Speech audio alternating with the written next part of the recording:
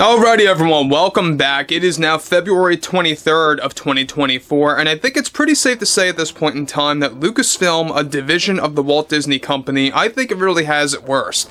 Because we know that there's a lot of things going on with Lucasfilm falling into that endless vicious cycle where either titles are announced and then cancelled, or titles fall into limbo mode, or let's just face it, let's face the facts, there are some releases of movies and or TV shows that are just 100% driven by Kathleen Kennedy's agenda that diverts from George Lucas's philosophy of Star Wars completely.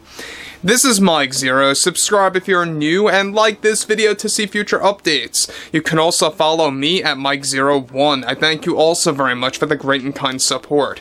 So, one thing that we know has been pretty much an ongoing issue over at Lucasfilm has a lot to do with Kathleen Kennedy really just ridding all of George Lucas loyalists that really just supported Lucasfilm before Disney took over back in 2012, which is an ongoing problem to this very day.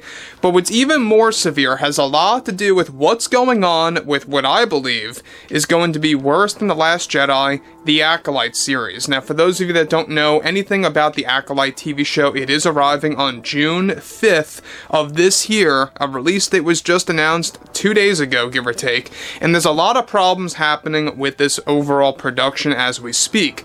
Now, when it comes down to the director, the showrunner, Leslye Headland, who in my opinion is worse than Rian Johnson. Rian Johnson was the creator of The Last Jedi, one of the most divisive, of course, Star Wars movies of all times, in my opinion, that divided the fan base. But what's interesting about this is that with Bob Iger and the board actively engaging in emergency meetings related to many of their business failures, one major development has much to do with the ACOLYTE director Leslye Headland, after she responded to the ongoing backlash related to the series, where she delivered the following.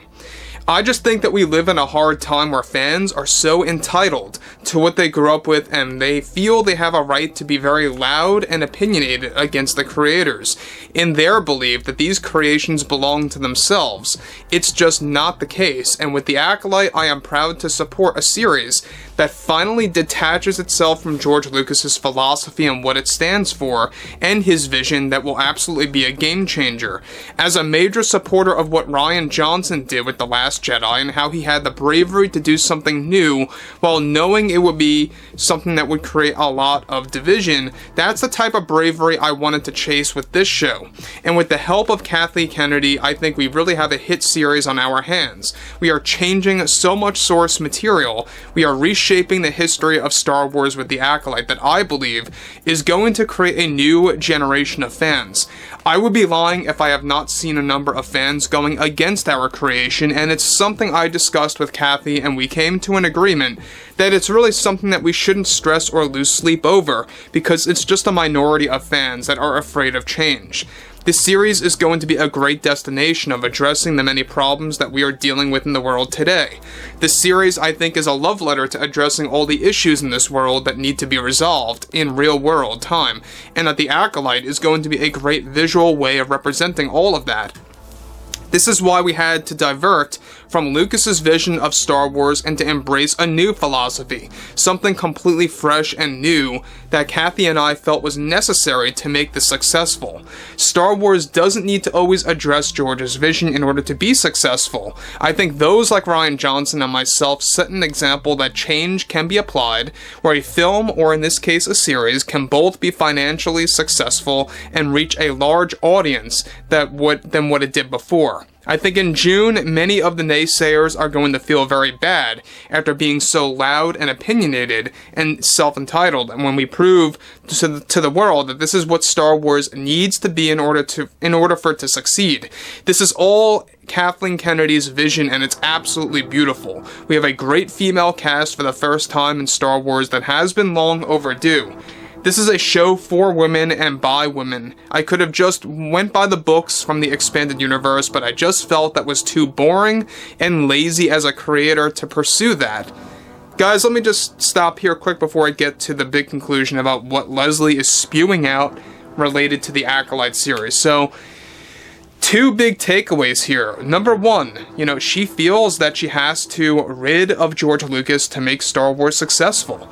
And I don't know what Lucasfilm's obsession is with getting rid of George Lucas and what Star Wars should be all about, and what that obsession is all about, but it obviously is connected to their way of pushing their agenda. It has nothing to do with their passion for Star Wars, which they have no passion. This is all nothing more than using a brand or a platform or whatever, a title, right? Whatever it may be, to push a specific narrative.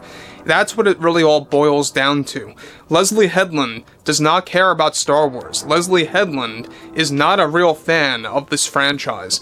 And number two, another takeaway that I really want to focus on here is the fact that she feels that diverting from the expanded universe books or preventing from expanding that material, alright, is the right thing to do. She feels that it would have been lazy, or it would have been a very lazy approach, a boring approach as a creator to expand those iconic books that George Lucas endorsed back in the 1990s and the 2000s, that really never got properly adapted into live action form.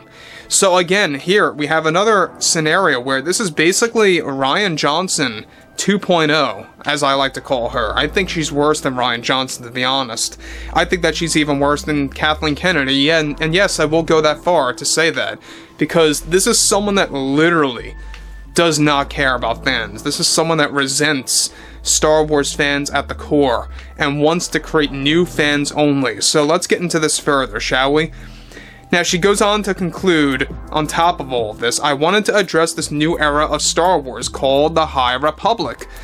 I'm completely on board also with what Charmin is doing with her Star Wars movie, focusing on Rey, who is, I think, a great example of what a major role should be like in a feature film for Star Wars. With the Acolyte, we wanted to make this all-female-led cast for a reason, because it has never been done before correctly.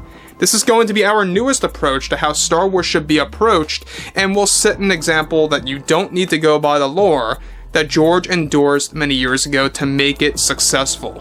So basically what she's saying is that the Ahsoka series, which was a female-led series, let's be honest here, was not done correctly. They have to go way more, strict than that. They really have to make it to the point where it's more agenda-driven, to the point where it's more strategically involved when it comes to their agenda being thrown into the Acolyte series. So, the Acolyte, I talked about this months and months ago, of how this series is going to set another example of dividing the fans even further. Make no mistake, everyone, but this is going to be The Last Jedi 2.0, as far as how much of a negative reaction it gets, how much of a division it creates. It most certainly is going to be a scenario just like that.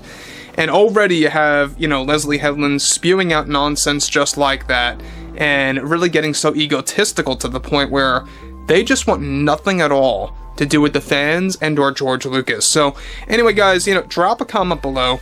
Fill me in below in the comments what you all have to say about this, and if you guys did enjoy the content for today, make sure to drop a thumbs up on this video to support the channel, and I will catch you guys later.